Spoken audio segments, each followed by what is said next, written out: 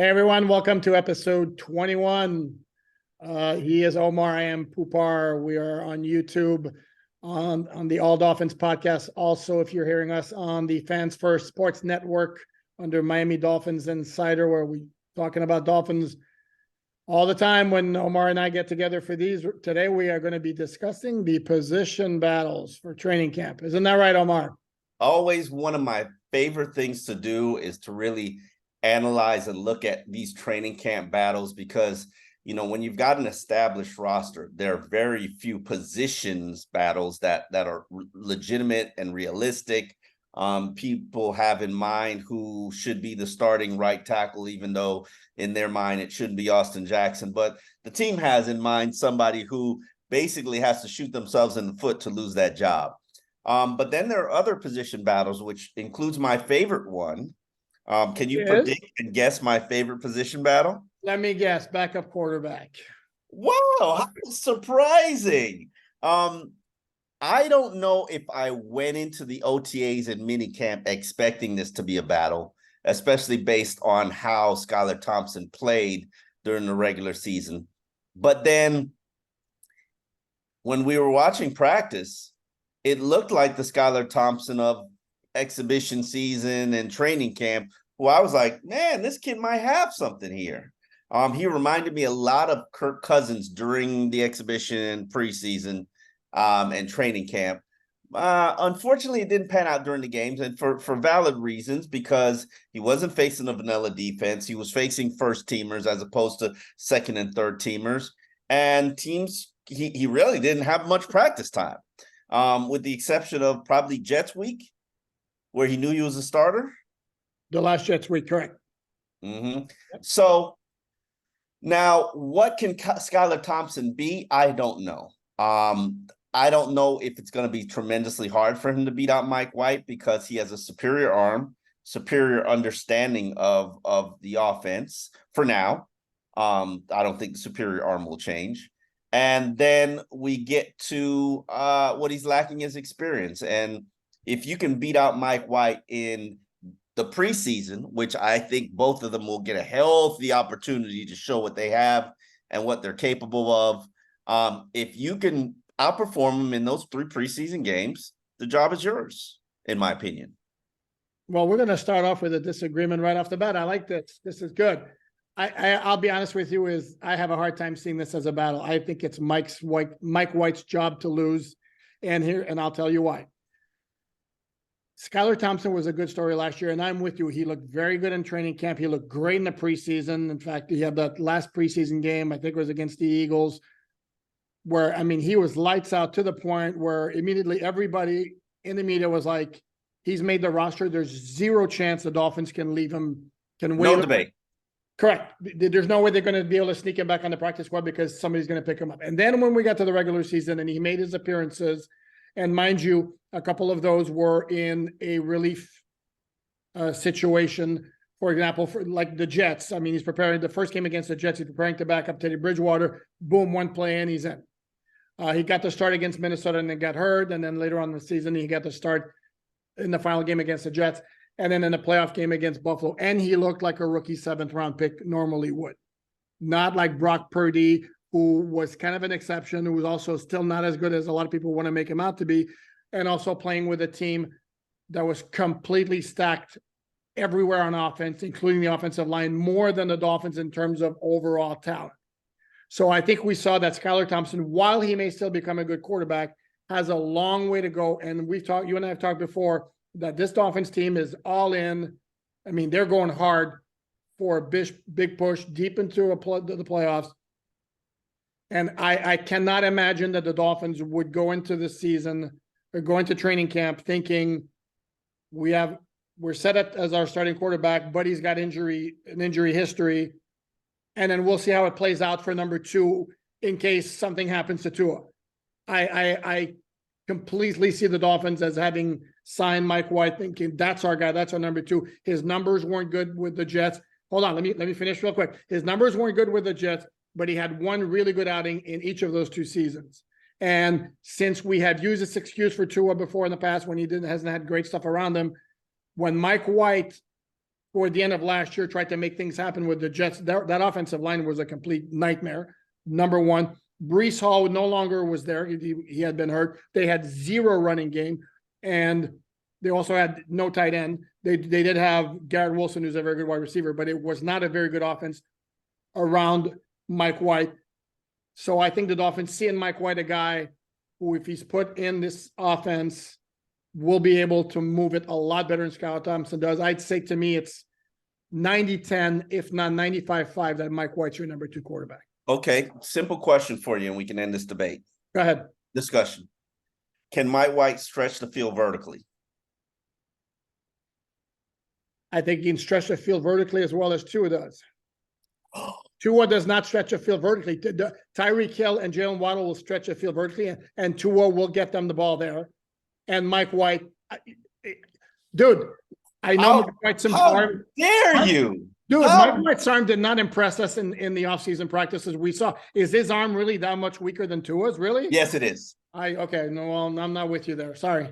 Tua's is significantly better.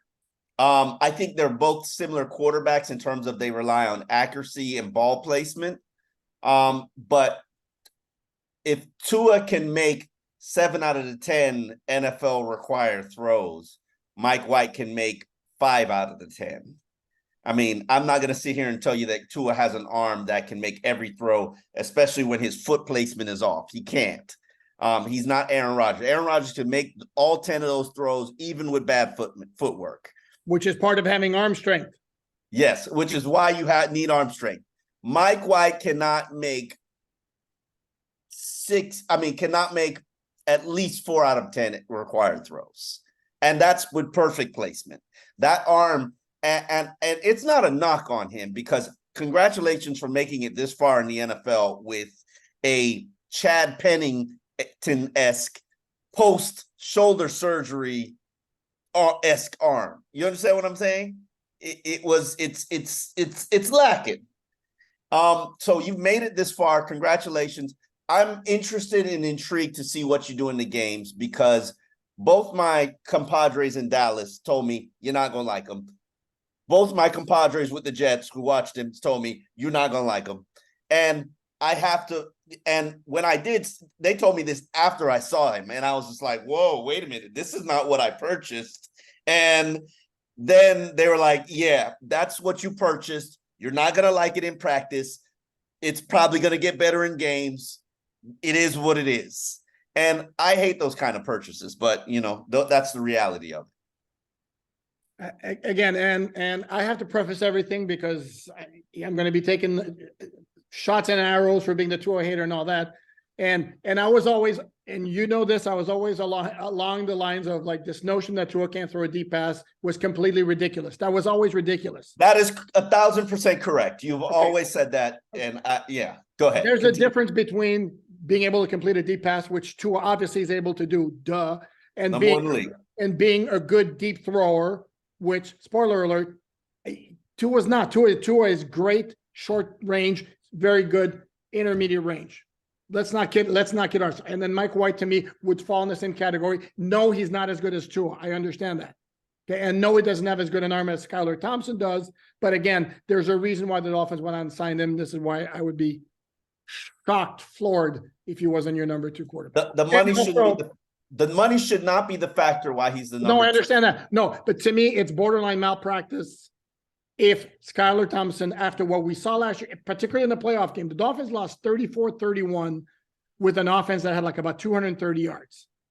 Okay. This game was there to be had they gotten any kind of play from the offense. And I know there were a couple of drop passes, but he still completed 40% of his passes, and his passer rating was 44. Yeah. I mean, let's not kid ourselves. And this was like, and this is, to me, was like, when I wrote a column for alldolphins.com about this notion that if Tua's out, the Dolphins completely are done, that to me is an indictment on the fact that if that's the case, then they didn't do a good enough job of securing a better number 2 quarterback. They didn't do a good enough job securing the number 2 quarterback. And I'm very surprised and disappointed at what they've done. And I still have the opinion that if something happens to it in the exhibition season or early in the regular season, Teddy Bridgewater is probably going to get a call. Let's move on to our next segment, which our next position battle, which I think is the number 2 battle. Liam Eichenberg versus Isaiah Wynn. Wynn is probably going to be groomed as the left side backup, the backup for Teron Armstead at left tackle, which is a position he's primarily played his career in New England. That's an important position considering Teron Armstead's durability issues. And then the challenger for Liam Eichenberg. Knowing Chris Greer and knowing his history of propping up draft picks, even though they're not good, they are going to give Austin Jackson and Liam Eichenberg every opportunity to win those starting spots. Agreed. And those two would literally have to shoot themselves in the foot twice, not once, but twice, shoot both feet for them to not be the game 1 starter. Now, when we're talking about game 4, it's probably going to be performance-based at that point.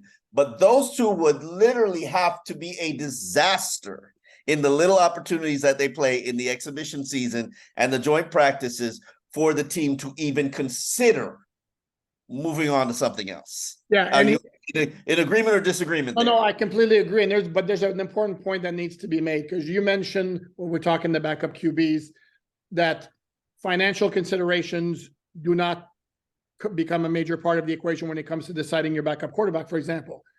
I do believe, and I think you'd probably agree with me, that the amount of draft capital you spent on a particular player is going to give that player an advantage. The Dolphins not only took Liam Eichenberg in the 2nd round, they traded up to get him in and forfeited the 3rd round pick. They're going to exhaust every look at him from every angle before they decide. Hell, he's going to be a center before we give up on him. Correct. And the same goes for Austin Jackson, who, as Dolphin fans probably remember, was the result of the Minkah Fitzpatrick trade. Now, that was another issue because of a conflict with Brian Flores, because otherwise they weren't going to trade Minkah Fitzpatrick. He was part of the long-term rebuild foundation, but then that went sideways. Different story.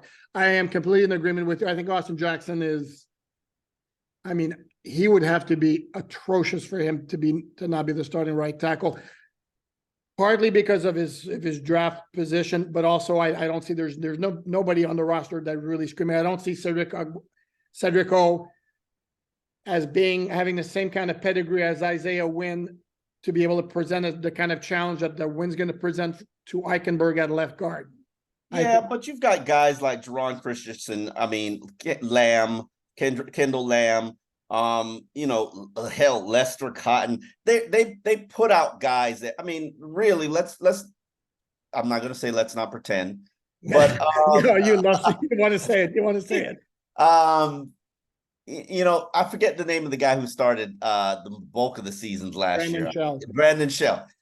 Brandon Shell was a journeyman before and it is back to being a journeyman before he became a consistent starter for the Dolphins. And he was a multi-year starter with the Seahawks and the Jets.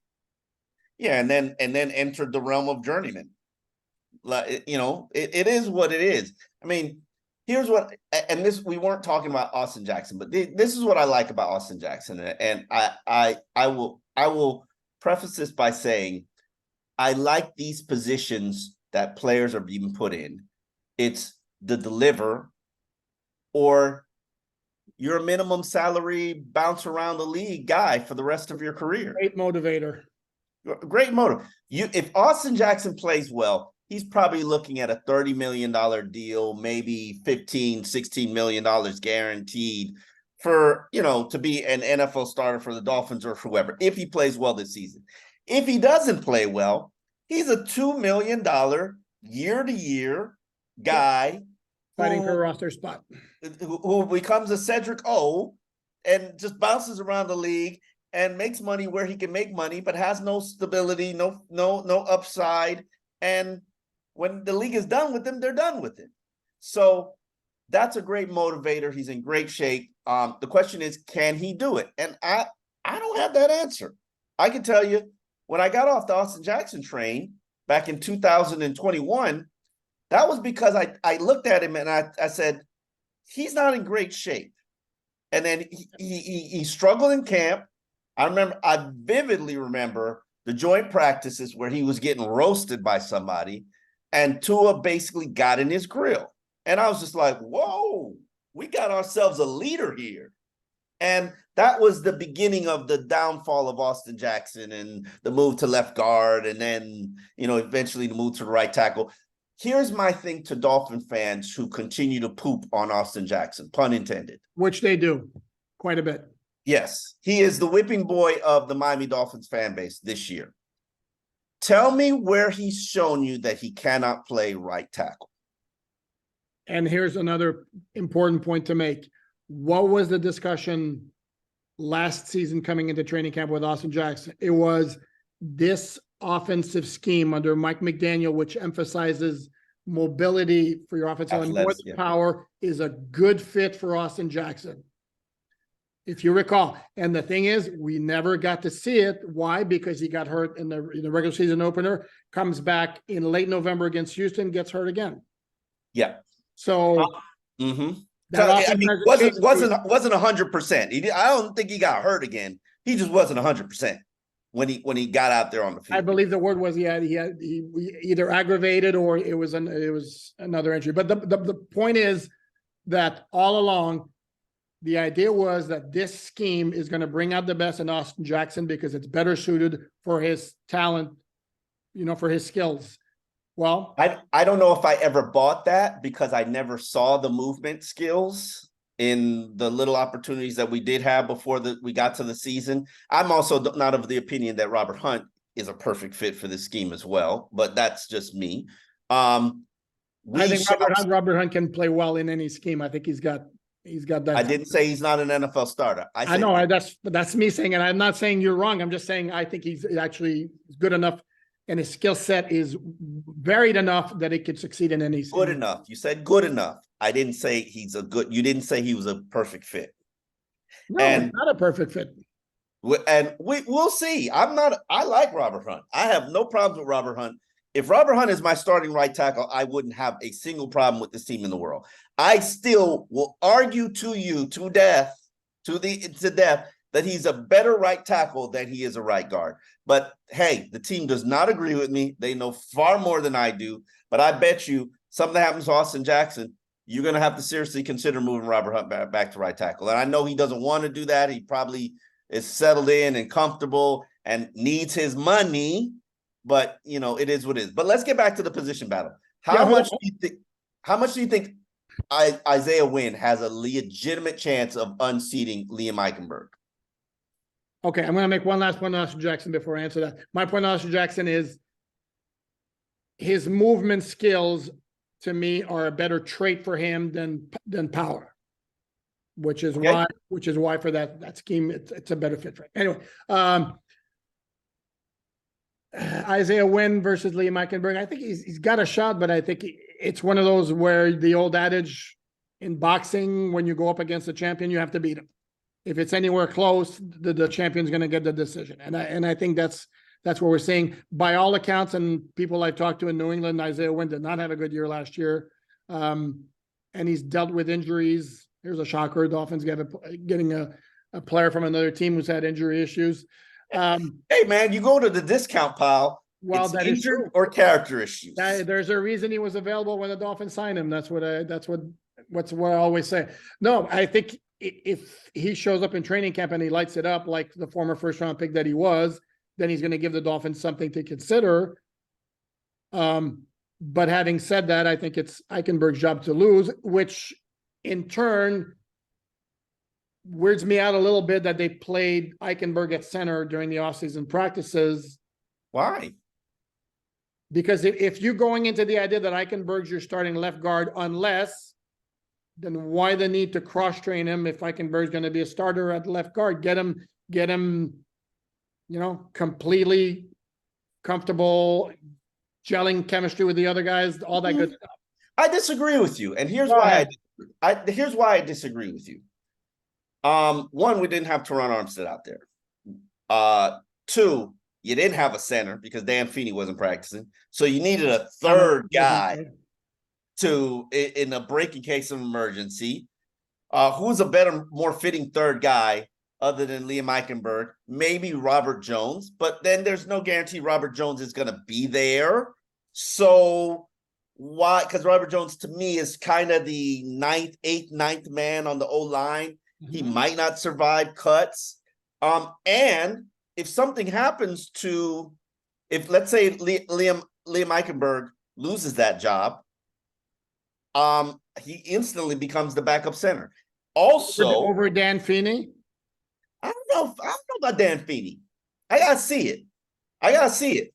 Like we're already having leg issues. Well, I mean, it's not a torn ACL. I mean, it wasn't like no. I mean, and understand he's a 30-year-old veteran.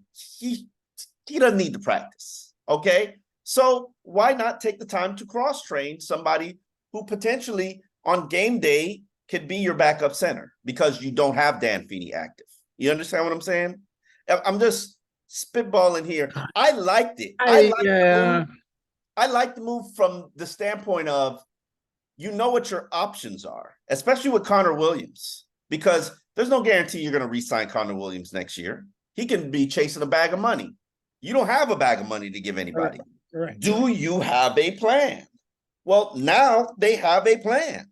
And I will say this, and you witnessed it as well.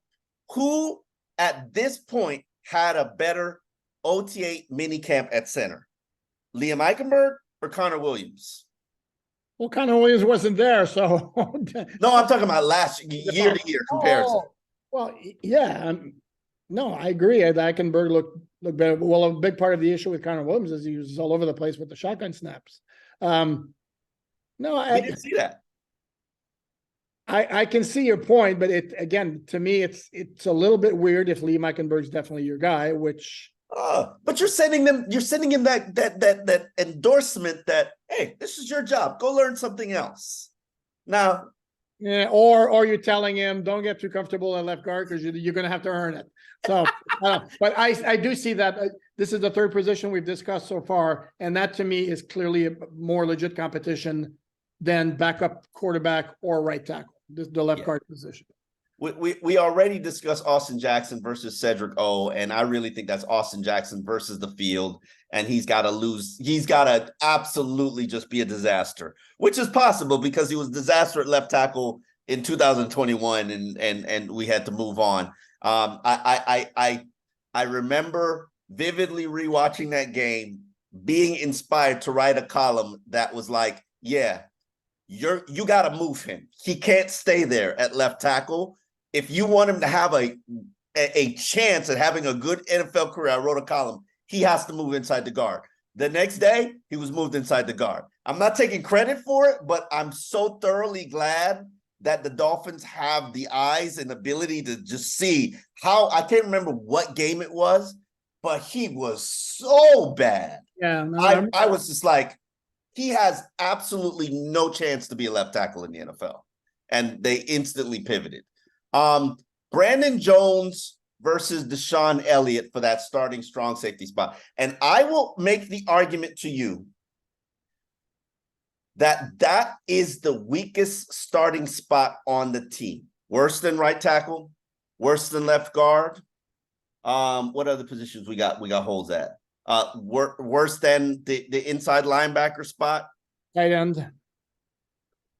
Damn, took a shot at Durham. Well, and I like Durham. Very, very, very solid, but he's not a difference maker. Can he get the job done though? Sure. Do you know how he get the job done? Yes. Can Brandon Jones get the job done? Yes. All right. Okay, that's fair. My question to you is, who covers your tight ends? Because we know Brandon Jones, when healthy, was Okay. He was okay from a coverage standpoint. How about Eric Rowe? Oh, wait a second. He's not there. He's not there anymore. He's in Carolina. So not Eric Rowe. How about Trill Williams? How about that's a good name. Jalen Ramsey? And okay. Somebody else outside. And Cam Smith. Okay, I can see that. I like that. That's a little bit of a creative aspect. But the point is, Brandon Jones coming back from that ACL injury, you don't know what it's going to look like.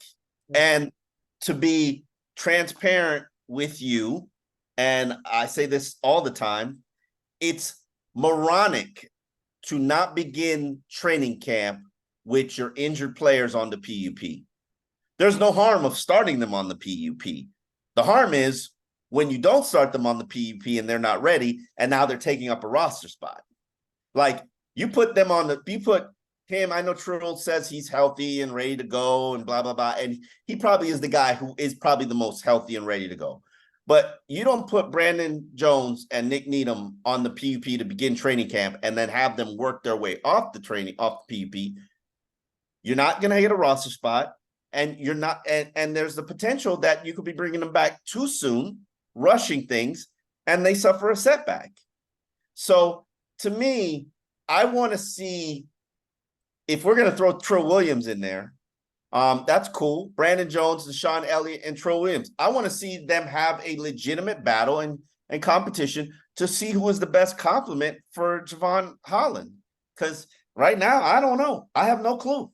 No, I agree with you, but I think it's a no-brainer that if Jones, Needham, Williams are less than 100% at the start of camp, they are going to start on PUP. They've done that before. They're not gonna. If the guy can't practice at the start of training camp, he's going to start on PUP, where they can come off anytime when they're ready to go. I remember there was a year that they didn't start Preston Williams on PUP, and I was like, what are you doing? Like, for what reason? And not that was the reason why his career floundered. But, you know, he wasn't healthy. He practiced every other day. I'm like, why would you not start him on PUP if you're only going to practice him every other day? You remember that? I do, and I think this was the year after he had that. After he had the foot injury against Arizona, we're almost thinking like it seemed like his fate was sealed from the beginning, that he's not sticking around anyway. And I think that maybe the Dolphins went that route because of that. Like I said, to me, I would be, again, to me, if the guys are not ready to practice, they're going to start on PUP. And here's the thing is Brandon Jones was a really good fit for the previous scheme, because what does Brandon Jones do best? He blitzes and he tackles really, really well. His limitation is in coverage, which kind of is more emphasized in this Vic Fangio scheme. Deshaun Elliott's metrics, I've gone back to this before, his metrics in pass defense last year were terrible, even though I'm told from folks in Detroit that he actually did not have that bad a year. Yeah, everybody's metrics in Detroit. Detroit was just giving it up. No, they were correct, and we saw that when they were loose. They were loose. Yes, they were. Yes, they were. Trill Williams is the X factor for me because, yeah, I mean, I love what I saw from the guy last year until he blew out his ACL against Tampa Bay. Yeah, if you were to tell me right now he's going to wind up starting at that safety spot, I wouldn't tell you. I wouldn't tell you you're crazy, even though I like telling you you're crazy. But in that particular case, I'd accept that. I think he's that intriguing a guy.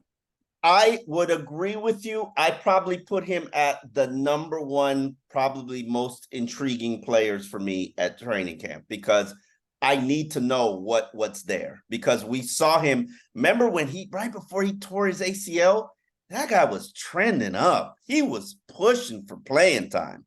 I mean, we're talking about, you know, he was looking like he was about to be the other guy opposite Xavier Howard. And then all of a sudden, pop. Remember he got injured the day before, and then he practiced. Injured the day before, his cleats were on. He slid on concrete wearing cleats. And then we're like, whoo, he's fine. He's good. And then he came back. And then the next day he practiced, he tore his ACL. Man, that happens so much from young guys putting pressure on themselves to continue that momentum and deliver plays. He got hurt on that play. Remember when he slid on the concrete? Oh, but he tore his ACL in the preseason game against Tampa Bay. Remember, he dropped a wide receiver, a running back, for like a 4-yard loss on a swing pass. And then when he tackled him, when he tackled him, his leg got bent the wrong way, and you could tell immediately that didn't look good. And I know, just to address those fans who I've seen the comments on social media who think we're crazy, like, well, what's the big deal about Trill Williams? He's never done anything. No, but we see him at practice, and you can tell if you've been doing this long enough, and we've been doing this long enough, you can tell when a guy looks the part. Yes. And He he looks the looked, part. My thing is he's so big right now. I don't know if he legitimately runs a 4.6. Like he's big. He's big, and he was I big before. If he's once he's back from the ACL, I absolutely would be shocked if he didn't run better than a 4.6. And this is a guy, mind you, if you remember his history, Saints signed him as a UDFA from Syracuse. got released. I think he had some kind of injury issue at Syracuse at the end. Also, they released him with the idea they were going to bring him back. And then the Dolphins jumped in. This was like in the offseason of 2021. The Dolphins jumped in, Claim the contract. Yep. claimed them off waivers. Yep. So obviously, there's absolutely something there. Now we're not saying And kept him on the 53 for his entire rookie season. Didn't even chance anything, you know. So and he contributed a little bit on special teams, but good. It'll be intriguing. He's probably at the very top of my list of guys that I want to see. Next is our battle between Kader Kohu and the original slot cornerback Nick Needham. Do you see that as a battle? If Needham gets back to where he was, but he's coming back from the Achilles. How is he going to be? He's going to be closer to Nick. I like Nick Needham in the slot a lot. I'm not necessarily crazy about him on the boundary, but in the slot, he's very good. Cater's also showed a lot of good things, a little bit handsy at times, but I think the more experience he gets, the more he's going to learn what he can get away with and what he can't. But if Needham goes back to the Nick Needham of the pre-Achilles injury, I could see a battle there. Raheem Mostert versus Jeff Wilson for the lead back. We both know that this isn't really much of a battle because Raheem's experience, his vision, his pass catching, his leadership is probably going to give him the edge unless Jeff Wilson is just absolutely tearing it up. I don't see that as a battle. I think Mostert clearly a better back. And the thing with him, here's something we don't hear very often with the Dolphins, if he stays healthy. Because last year, I mean, he wound up with 800s or something like that. And he became a factor in the passing game late in the game until he had that unfortunate, with a broken thumb or broken finger against New England down the stretch, or was it even the Jets game? I don't remember which one, but he couldn't play a playoff game. But no, I like Raheem Mostert. But the running backs, I mean, they're going to rotate guys in and out. So who starts doesn't really matter. Let me look at my list what I got. Tight end 2, who do you have? Saubert? This is really a battle. Eric Saubert versus Tyler Kroft and really the field. I am going to go and say that I think Tyler Kroft has the edge because he's a superior blocker. Saubert has to show you that he's a seam threat. He's a pass catching specialist. I didn't include the wide receiver converts in that one because that's really another position battle. Tanner Connor versus Elijah Higgins for that H-back role, that Mike Gesicki role. How do you see that one playing out? Well, this is where I'm going to go back to saying the draft status matters. And if it's anywhere close, Higgins is going to get it because they just drafted him in the 6th round. I'll be honest with you. It's a very small sample size. I didn't see anything in the offseason practices that were open to the media where I was like, oh, that 84, that's a keeper right there. Whereas last year I saw that from Connor. But you saw that from Connor late. You didn't see that from Connor early. There was a period where it just clicked for Connor and he started producing for Skylar Thompson.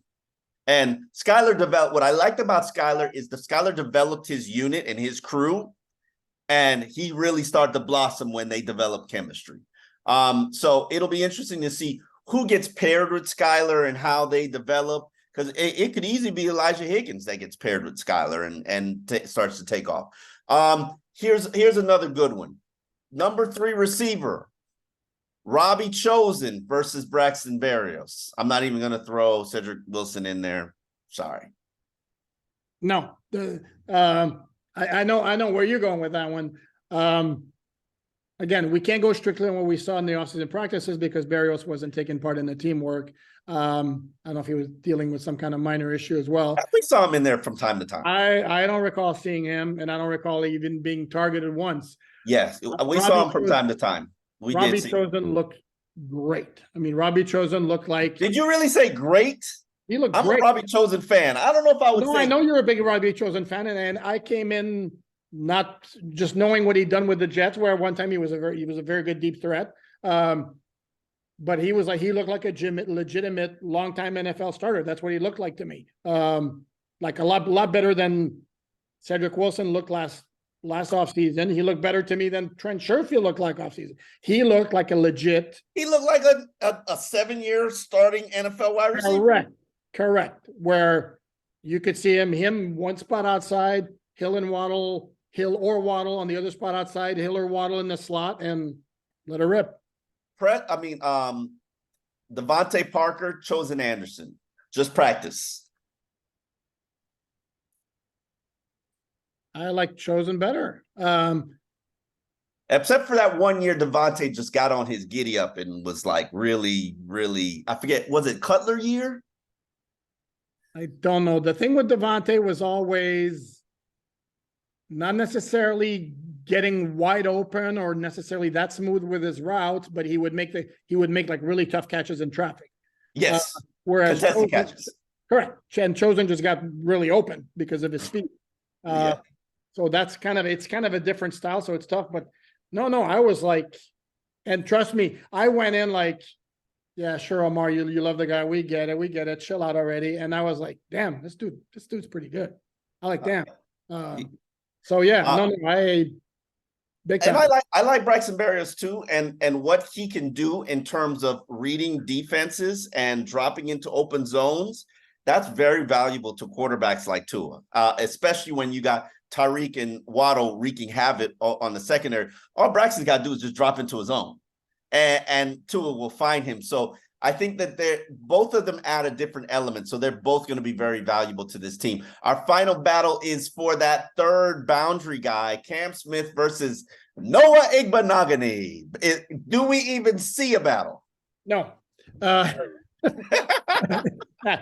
We have about a minute left, and it's not going to take a minute to go through this. No, the only question, no, there's no question there. The only question is whether Noah winds up getting a spot on the 53-man roster. No guarantee. I like what I saw from Cam Smith. Again, using that term, he looked the part.